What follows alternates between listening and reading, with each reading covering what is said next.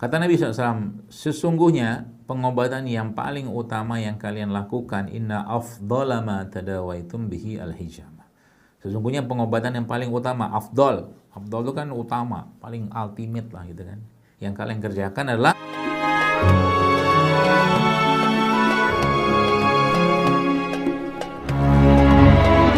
berkaitan dengan bekam. Ya, bekam ini ya pertanyaannya bagaimana bekam itu bisa meningkatkan imunitas atau imanitas ya kalau mungkin istilah saya ya.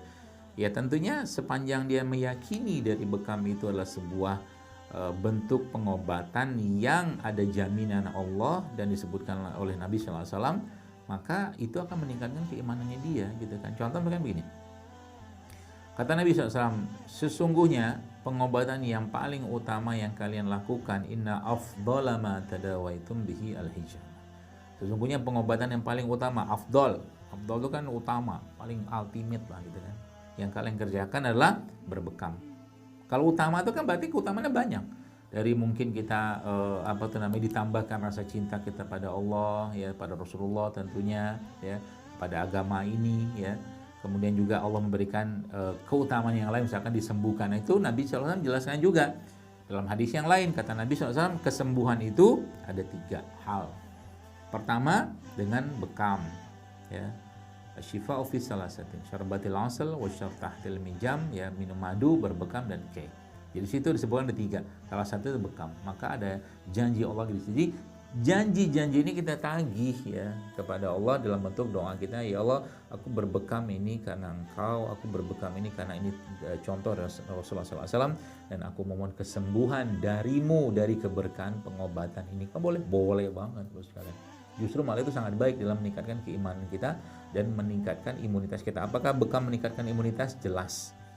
Itu kalau Anda baca atau buka penelitian sangat banyak yang menjelaskan tentang bekam itu bisa meningkatkan imunitas dalam tubuh kita. Ya, baik imunitas yang sifatnya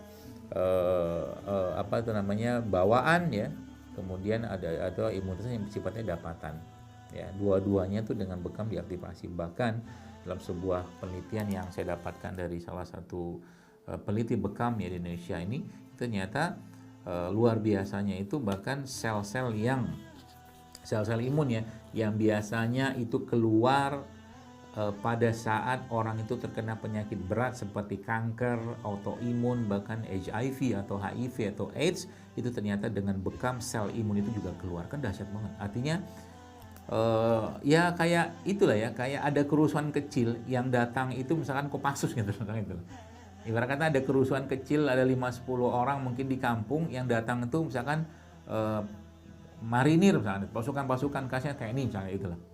Itu tuh bekam tuh kayak begitu. Jadi ketika seseorang itu dibekam, subhanallah ya, yang terjadi itu adalah pasukan-pasukan khusus imun itu dikeluarkan semua dari proses atau mekanisme yang terjadi pada bekam tadi. Masya Allah. Makanya salah satu hadis ya yang disebutkan oleh Nabi SAW bahwa ketika beliau SAW Isra Mi'raj ya, dan beliau melewati sekumpulan para malaikat, saat itu malaikat-malaikat tadi tidaklah berkata atau berpesan kepada Rasulullah SAW untuk menyampaikan pada umatnya, ya Muhammad mur ummatika bil hijamah, ya Muhammad perintahkanlah umatmu untuk berbekam. Jadi ada semacam ya kalau malaikat ngomong berarti kan yang ngomong Allah gitu loh.